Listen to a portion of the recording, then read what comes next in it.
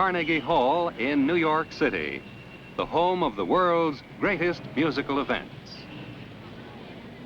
Today's event is one in a series of New York Philharmonic Young People's Concerts under the musical direction of Leonard Bernstein.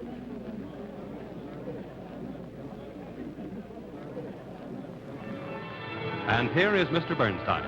Give me that spray. Behind you, the spray. Oh, there's no time? No time? All right. Okay.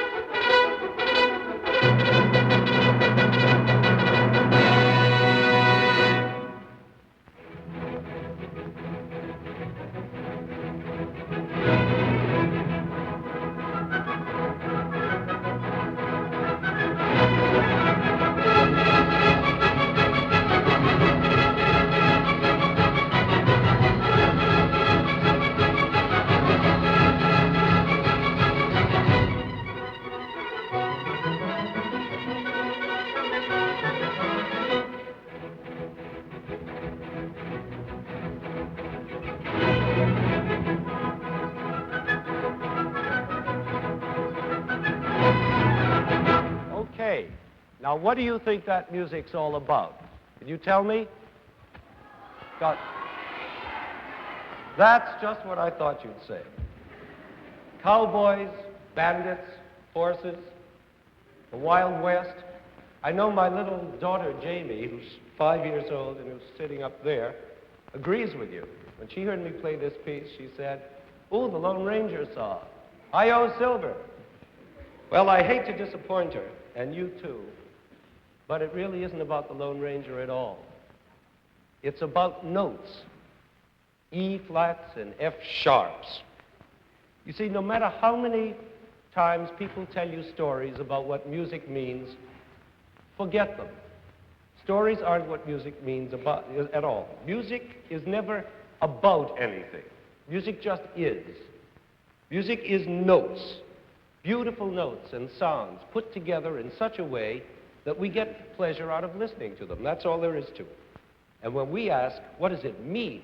What does this piece of music mean? Then we're asking a very hard question. And that's the question we're going to try to answer today. Now, it's a funny thing about this meaning business, in music anyway. When you say, what does it mean, what you're really saying is, what is it trying to tell me? What ideas does it make me have? Just like words. When you hear words, you get ideas from them. If I say to you, "Oh, I burned my finger," then immediately you get an idea from what I said, or some ideas. You get the idea that I burned my finger, that it hurts, that I might not be able to play the piano anymore, or that I have a loud, ugly voice when I scream. Lots of different ideas like that. That's words. But if I play you notes, just notes on the piano like that, those notes don't tell you any ideas. Those notes aren't about burning your finger, or Sputniks, or lampshades, or rockets, or anything. Well, what are they about? They're about music. For instance, take this piece by Chopin.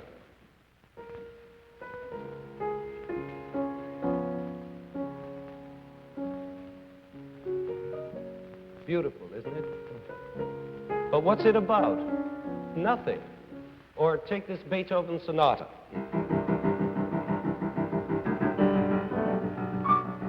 That's not about anything either. Or take this piece of boogie woogie.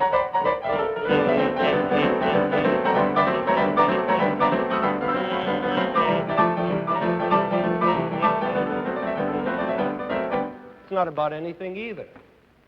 They're none of them about anything, but they're all fun to listen to. Why should they be fun to listen to? I don't know, it's just part of human nature to like to listen to music.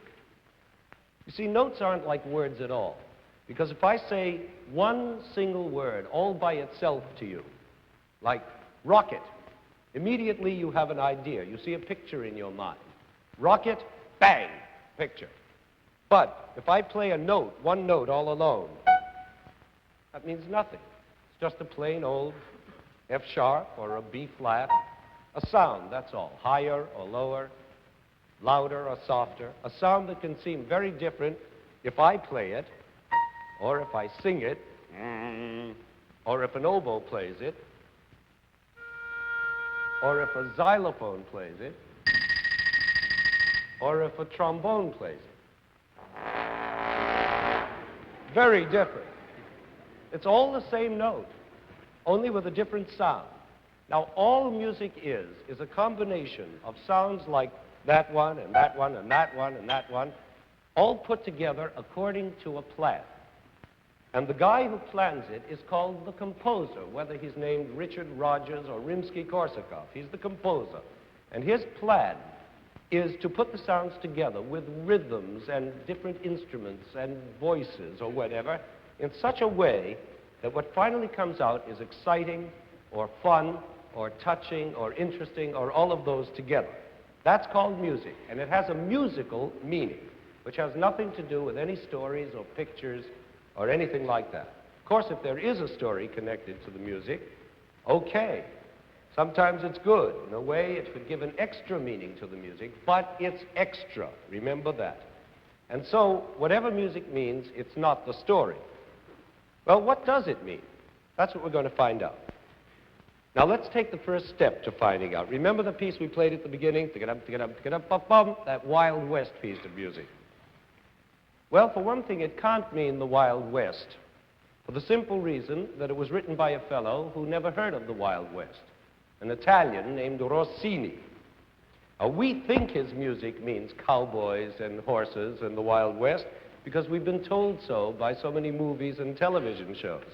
But Rossini really wrote this piece as an overture to an opera called William Tell, which is about people in Switzerland, which is pretty far from the Wild West.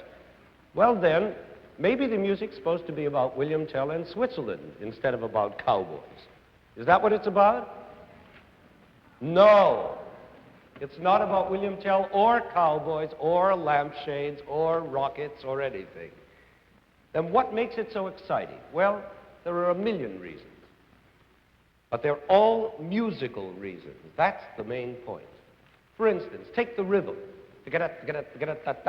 which is like the rhythm of galloping horses, or like the rhythm of drums in a battle. But that doesn't mean that the music is about drums or horses or battles. The meaning is only the excitement of that rhythm, you see. Now, another reason it's exciting is that it has a mighty fine tune, one that's easy to remember and stirs your blood. It starts with a phrase going up, and answers itself with a phrase going down. It's like a question and answer. Or maybe it's more like an argument with the second person winning it. Let's try and have that argument, you and me, and see who wins. I'm going to sing the first phrase, and you're going to argue back with the second phrase. And I'm going to argue back again with the third phrase. And you're going to wind it up with the fourth phrase. Okay? Ready? Go.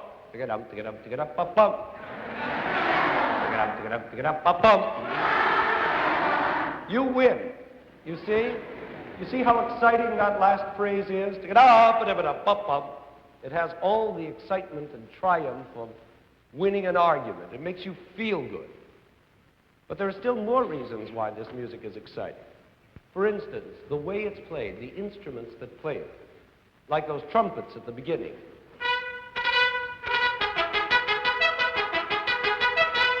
Or the violins, who use their bows in a jumping way to make that galloping sound. Would you show us, Mr. Corigliano? You see? Now, when all the strings do that together, it really gallops. Watch.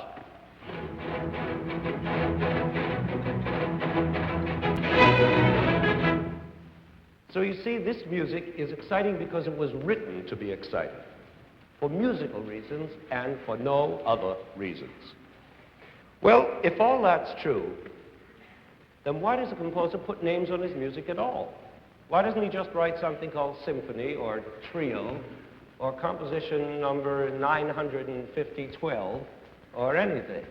Why does he give his music a name like The Sorcerer's Apprentice or whatever it happens to be if it's not important to the music? Well, every once in a while, an artist is stimulated to express himself by something outside himself, something he reads or something he sees or something that's happening to him. Haven't you ever felt like that, that you wanted to dance or sing because something happened to you that made you want to dance or sing and express your feelings in some way? I'm sure that you've all had that feeling. Well, it's the same with a composer. For instance, Johann Strauss wrote an awful lot of waltzes. One of them goes like this. You know the name of this one? Right, the Blue Danube. Now, maybe the Danube River inspired Strauss to write that waltz. I don't know. I have my doubts. But in any case, those notes don't have anything to do with the Danube River, do they? Now, what's this one?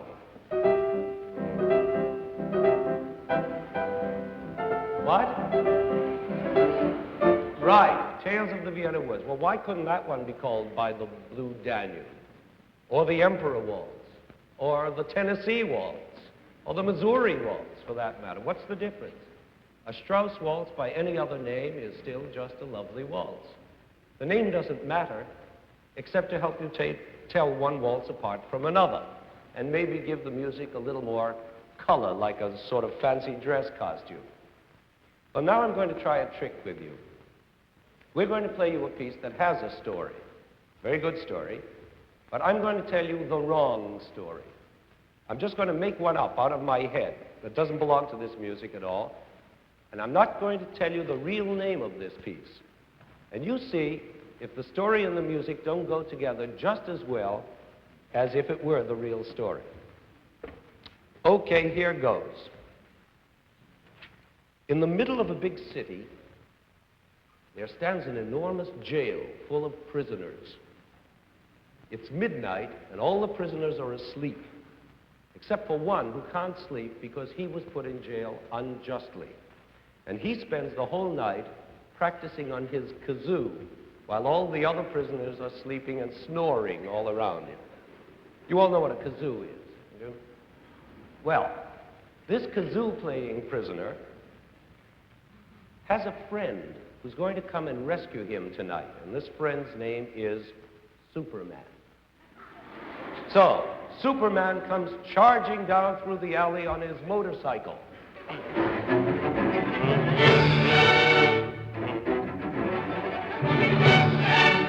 Then he whistles his secret whistle so that his friend, the prisoner, will know he's coming. Now, as he gets nearer the prison, he hears all the prisoners snoring away peacefully in the dead silence of the night.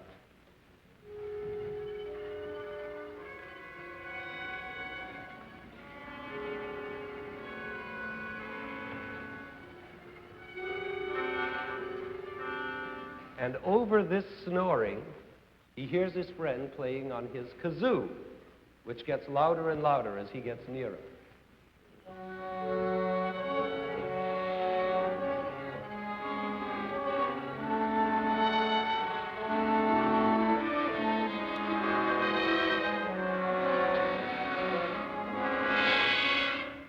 Suddenly, he charges into the prison yard and bops the guard over the head. So the kazoo stops playing, and with all the snoring still going on, he grabs his friend and whisks him away on his motorcycle.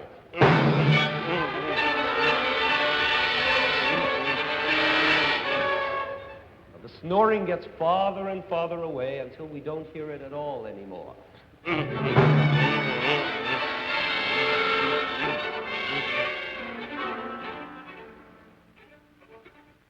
And our hero arrives at last to freedom.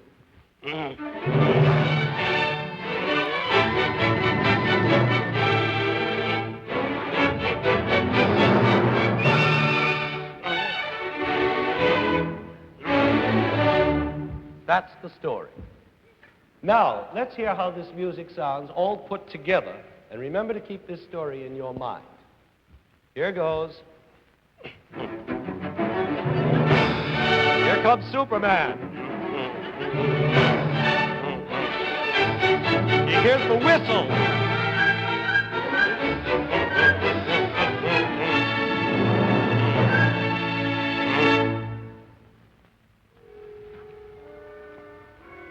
There goes the snoring.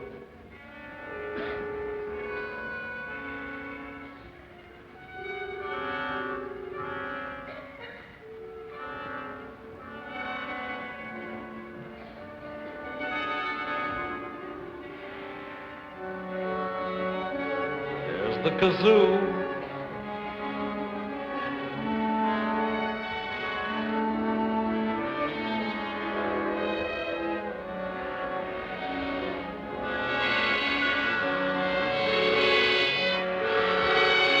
And now here comes Superman. Pop! He grabs his friend. And they're off. The snoring gets softer. They're free!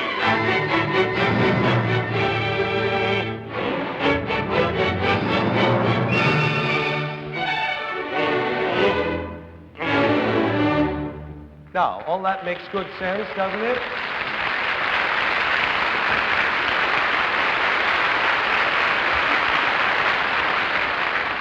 Makes perfectly good sense, but that's not the real story at all. What this piece really is part of a much longer piece by Richard Strauss called Don Quixote. And in it, Strauss was trying to tell a whole other story, which goes something like this.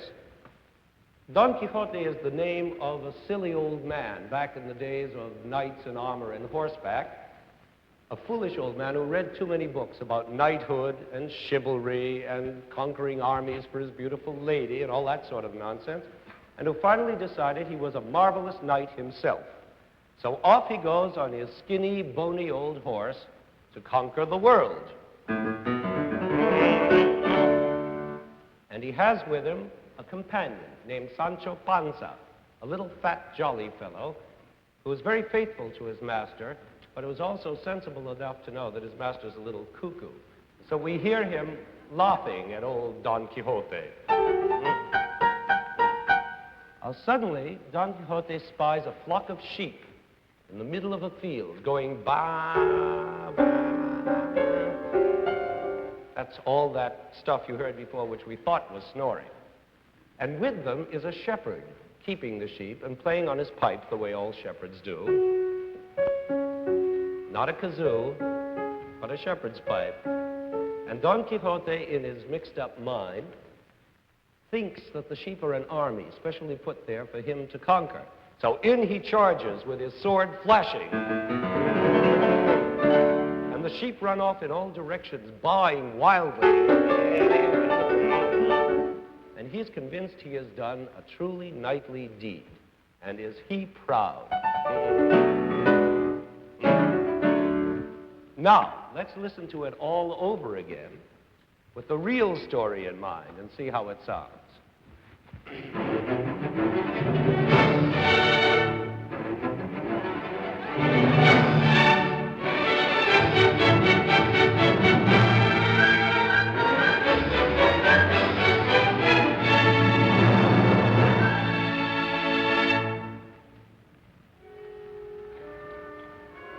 Sheep, you understand.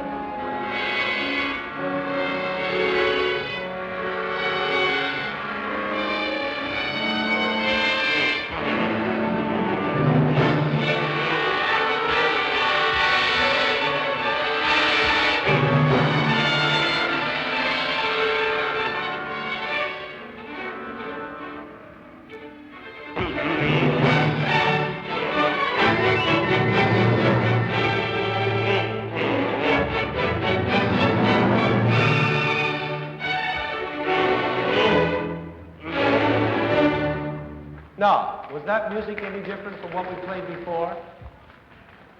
Was it?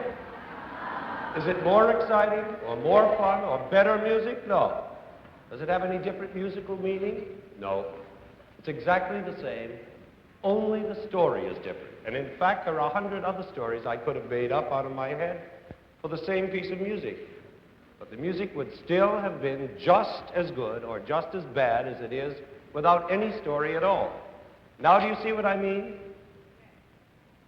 Well, if you don't, then I'm going to have to try again. I'll take another little bit of this Don Quixote piece of Strauss. Later in that same piece, there's another part about another adventure the old fellow has when he and his friend Sancho Panza take a wild ride through the air on a wooden horse. It goes like this.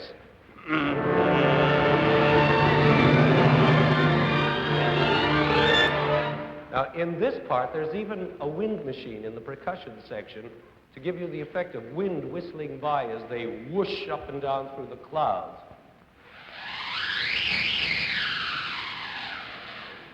Now, why couldn't this music be describing the flight of a jet plane? Or a satellite whistling around in its orbit? Or maybe some old giant snoring like the prisoners in the jail, going... Could be. Well, now let's make believe it is about some old giant snoring and see how the music fits.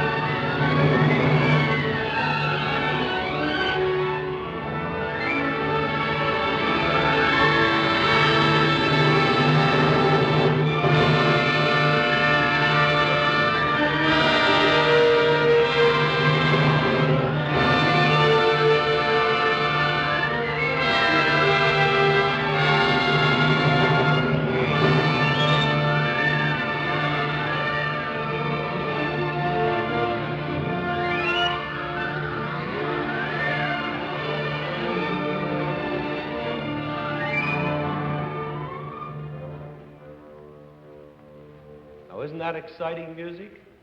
No matter what it's about, it's still exciting. Because the music is exciting and for no other reason. Now, that's enough talk about music that tells stories. Let's take a big step now toward finding out the answer to our first question, what does music mean? By listening to some music that doesn't try to tell a story, but only tries to paint a picture in a general sort of way. Or to describe an atmosphere, the look of something, the feel of something, like a night in the woods or an old haunted house or a sunrise. Now we're getting closer to real musical meaning because we don't have a story to worry about while we're listening. You see, all we have to think about is the general idea, and that's easier, so we can concentrate more on the music and enjoy it more. Now, for instance, take Beethoven's Sixth Symphony. Here's a wonderful piece full of charming tunes and marvelous rhythms, driving, peaceful, happy, all kinds of things. But in Beethoven's mind, this symphony was somehow tied up with the idea of the countryside. Farmers, brooks, shepherds, birds. And so he called it the Pastoral Symphony. As you know, pastoral means anything to do with the country. At the beginning of the first movement, he wrote the words, "Awakening of cheerful feelings on arriving in the country." And the music goes like this.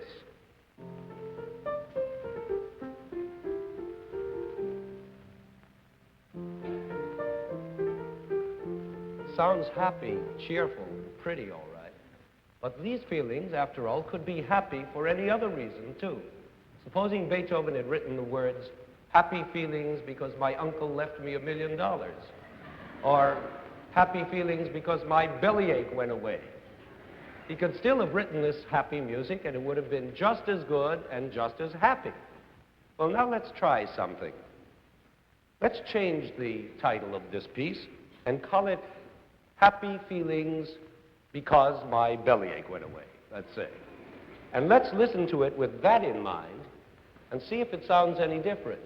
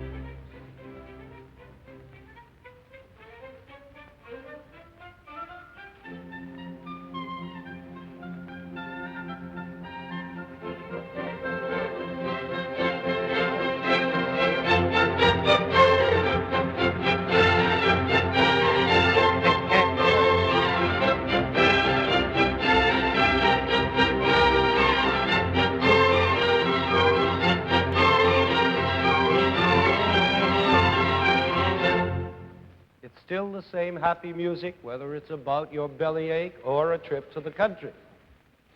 Now, the second movement, Beethoven calls By the Brook. And in this movement, he is trying to describe or imitate or suggest the motion of water in the brook.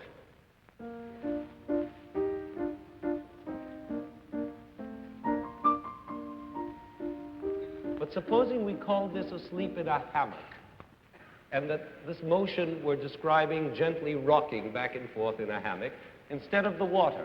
Let's see how the music would sound then.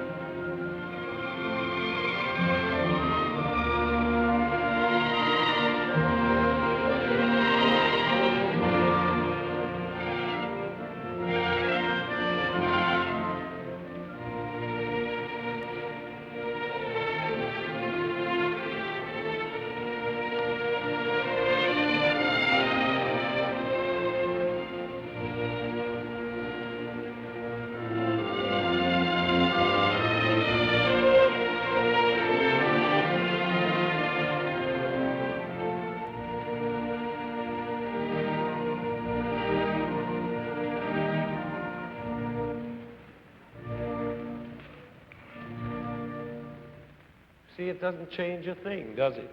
Whether it's about water or swinging in a hammock, it's the same lovely music.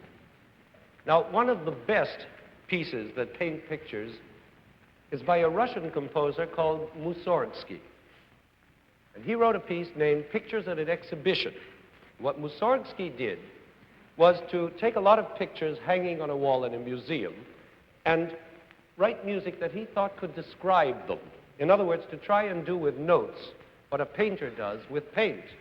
Now, of course, all of us know that notes can't do what paint can do. You can't draw your nose with F-sharps, and you can't draw a building or paint a sunset with notes. But you can sort of try to do it. Anyway, here's one of those pictures he tried to do it with. It shows children playing in a park. And what Mussorgsky did to make it sound like children playing was to imitate the way children talk when they play games, almost like singing. You know, when you go in a game, ollie, ollie, and free, ollie, ollie, and free, there's a kind of tune you're singing. Or when kids are taunting each other, making fun of each other when they play, and they go, nya, nya, nya, nya. Mussorgsky took this nya, nya, nya, nya, and watch how he uses it.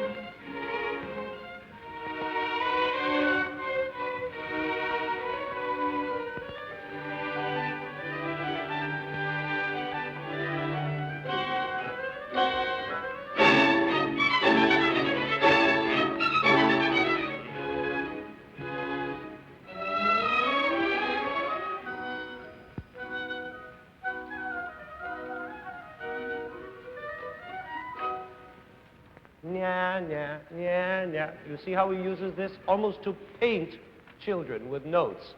Then there's another picture Mussorgsky painted with notes of many little chickens not yet out of their eggshells who do a dance. I'll listen to how he describes chickens in notes, the way he imitates their pecking and squawking.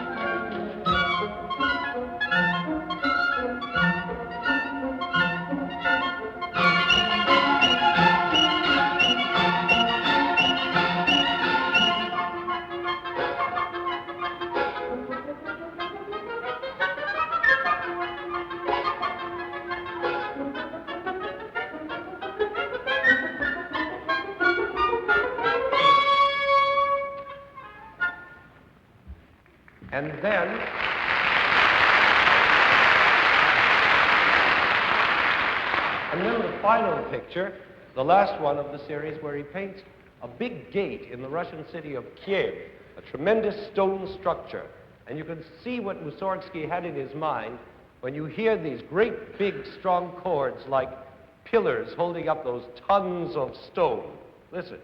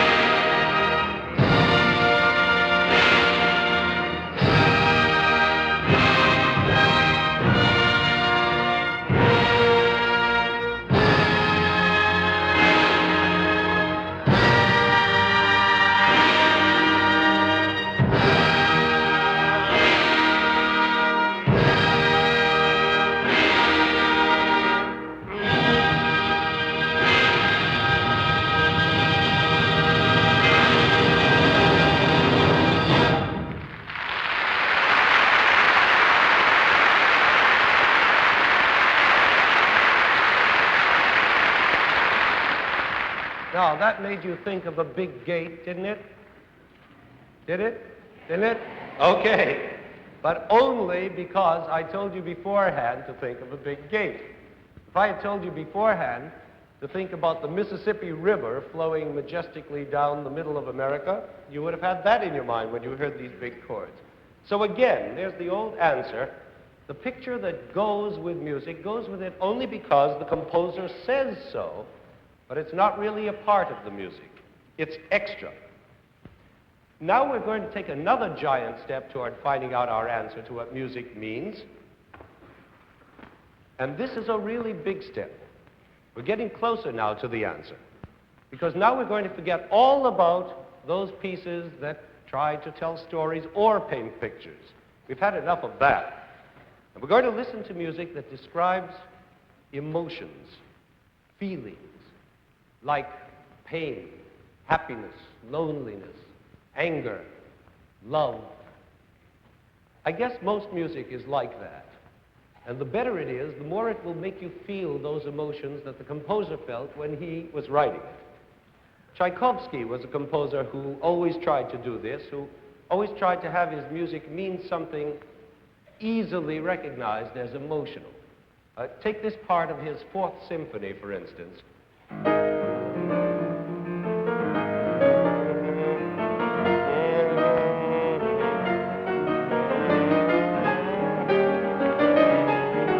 I guess the best way to describe that would be by saying that it has the feeling of wanting something very badly that you can't have. Did you ever feel that you wanted something more than anything else in the world, and you said so, and they said, no, you can't have it, and you said again, I want it, and again they said no, and again you said louder and more excited, I want it, and again louder, I want it, until it seemed that something would break in your head and there's nothing left to do but cry. Well, that's like this music. Listen. I want it. I want it. I want it. I want it. I want it. I want it. I want it. I want it. I want it. I want it. And finally something breaks in your head. And you cried. Now listen to the orchestra play it and see if you don't feel something like those emotions.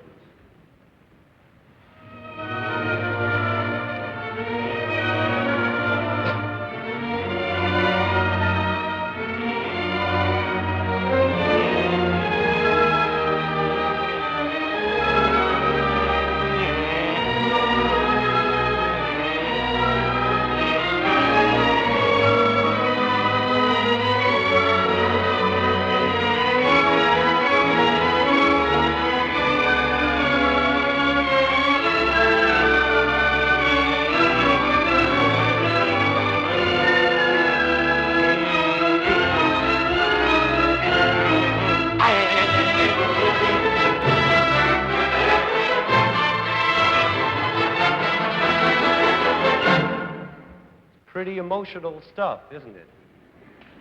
Well, now, sometimes Tchaikovsky uses the same tune to describe two different emotions. For instance, at the beginning of his Fifth Symphony, he writes this tune, which sounds sad and gloomy and depressed.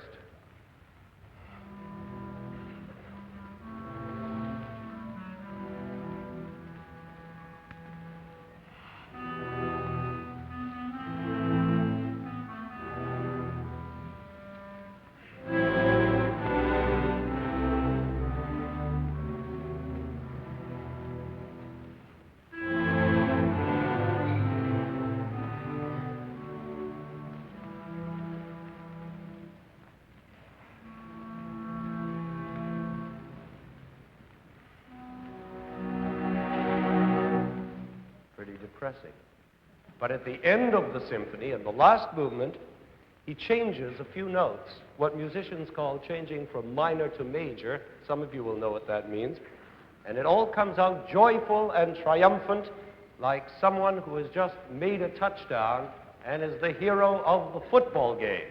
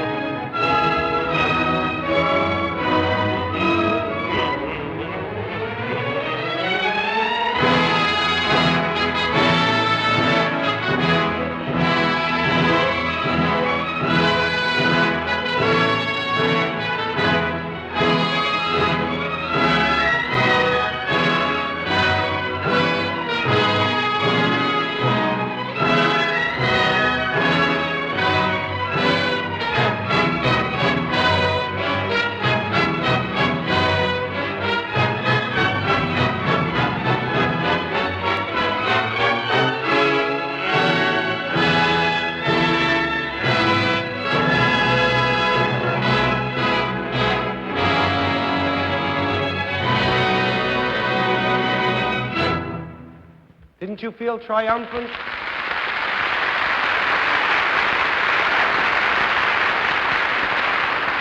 And didn't that make you feel like the winner, at least of a football game, maybe of a presidential election? Now we can really understand what the meaning of music is. It's the way it makes you feel when you hear it. Finally, we've taken that last giant step, and we're there. We know what music means now. And we don't have to know a lot of stuff about sharps and flats and chords and all that business in order to understand music. If it tells us something, not a story or a picture, but a feeling, if it makes us change inside and have all those different good feelings that music can make you have, then you're understanding it. And that's all there is to it. Because those feelings aren't like the stories and the pictures we talked about before. They're not extra. They're not outside the music. They belong to the music. They're what music is about. And the most wonderful thing of all is that there's no limit to the different kinds of feelings music can make you have. And some of those feelings are so special and so deep that they can't even be described in words. You see, we can't always name the things we feel. Sometimes we can. We can say we feel joy, pleasure, peacefulness, whatever, love, hate. But every once in a while, we have feelings that are so deep and so special that we have no words for them. And that's where music is so marvelous, because music names them for us, only in notes instead of in words. It's all in the way music moves. You must never forget that music is movement, always going somewhere, shifting and changing and flowing from one note to another. And that movement can tell us more about the way we feel than a million words can. Here we're going to play you a tiny little piece by a modern composer named Webern, who writes music that's so special in its sound and in its meaning that a lot of people don't understand it at all and just call it crazy modern music. But I know that very often young people can understand this kind of music better than older people. So I'd like to take a chance and play it for you, crazy as it is, and see what you think of it.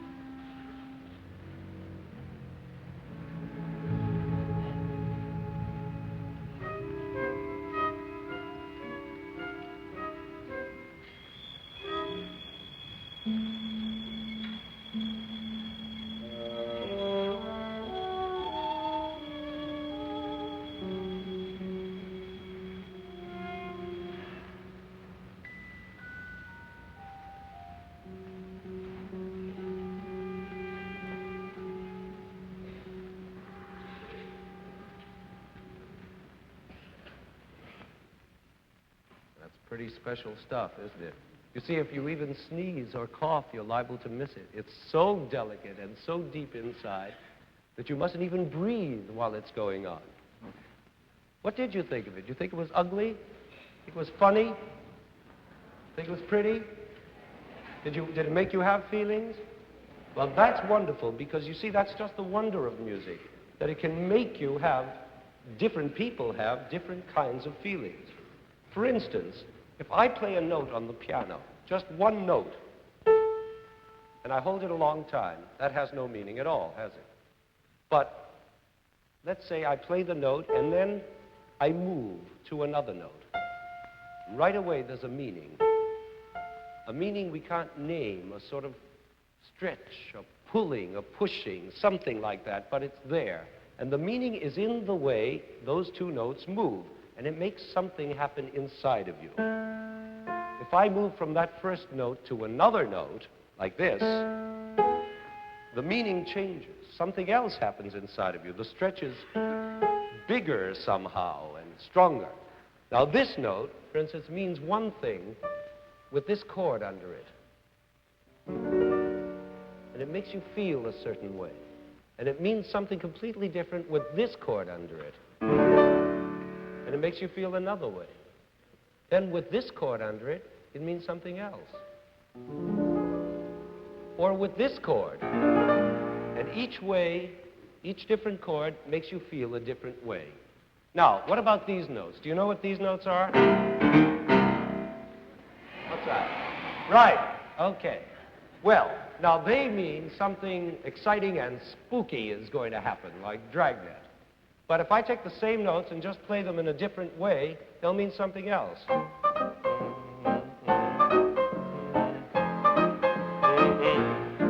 Silly. It's just light and silly.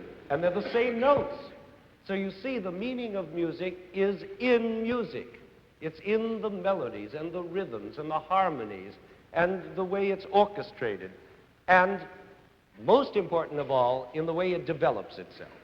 But that's a whole other program. We'll talk about that some other time. Right now, all you have to know is that music has its own meanings right there for you to find inside the music itself. And you don't need any stories or any pictures to tell you what it is. If you like music at all, you'll find out the meanings for yourselves just by listening to it. So now I want you to listen to a short piece without any explanation from anybody. I'm not going to tell you anything about it except the name of it and who wrote it. And you just all sit back and relax and enjoy it and listen to the notes and feel them move around, jumping and hopping and bumping and flashing and sliding and whatever they do. And just enjoy that without a whole lot of fuss about stories and pictures and all that business. Now, the piece we're going to play for you is by Ravel, and it's called La Valse. I think you'll like it because it's fun to listen to, and not for any other reason, not because it's about anything. It's just good, exciting music.